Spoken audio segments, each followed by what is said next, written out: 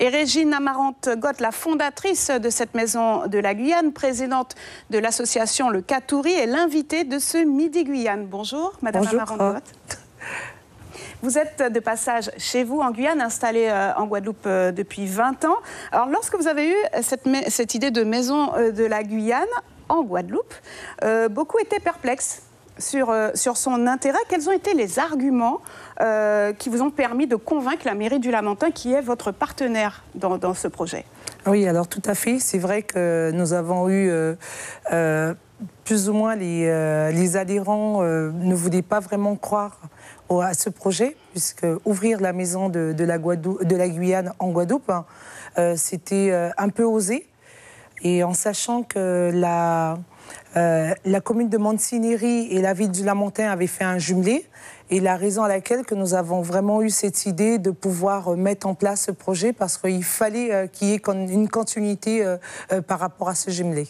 Un jumelage qui concernait tout autre chose au départ, qui concernait la réintroduction du Lamentin au Lamentin en Guadeloupe. Finalement, ça ne s'est pas fait. Comment vous avez fait pour convaincre la ville, en fait, de vous suivre, de vous donner gratuitement ce local?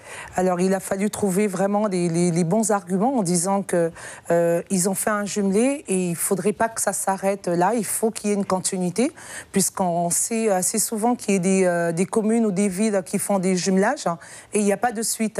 Et c'est la raison à laquelle que nous avons décidé de créer la maison de la Guyane et ensuite d'expliquer ce qu'on allait faire. Alors, tout d'abord, la question a été qu'est-ce que ça va apporter à la Guadeloupe, surtout au Lamentin.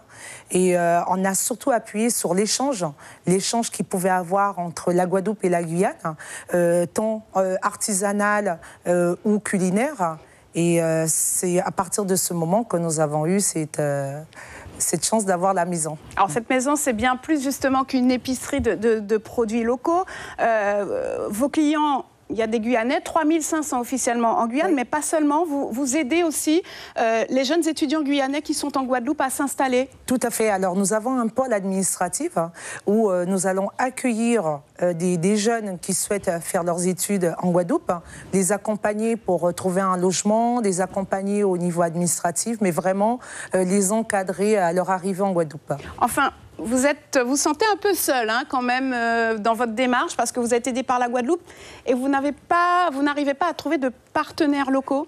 Vous lancez un appel, vous êtes là aussi un peu pour ça. Oui, tout à fait. En fait, nous, c'est vrai qu'on est accompagnés au niveau de la Guadeloupe par rapport à la mairie du Lamentin qui nous a donné des locaux pour pouvoir nous installer.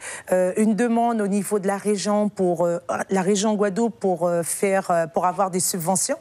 Mais au niveau de la Guyane, c'est vrai que nous avons aucune aide. L'aide que nous avons eu un accompagnement, par contre, il faut bien que je le précise, par le CTG, mais uniquement au niveau de la documentation pour la partie Office du tourisme, mais financièrement et autres, non. Pour le moment, nous n'avons aucun accompagnement et aucune instance s'est rapprochée pour pouvoir discuter à ce niveau-là. Donc vous organisez notamment, il y aura une foire artisanale. Vous aimeriez que la chambre la chambre de Guyane se rapproche de vous, des élus, pour être vraiment un véritable outil de promotion de la Guyane en Guadeloupe? Oui, tout à fait, puisqu'il faut savoir qu'il va y avoir la 3e édition en Guadeloupe, le Salon de l'Artisanal. Et avec le travail que nous fournissons sur la Guadeloupe et l'échange que nous avons avec la Guyane, nous avons une dizaine d'artisans guyanais qui viendront pour la première fois en Guadeloupe. Merci Madame Amarante-Gott et on vous souhaite bonne chance pour la suite de vos démarches ici. Merci. Suivez l'info sur Guyana Première, télé, radio et Internet.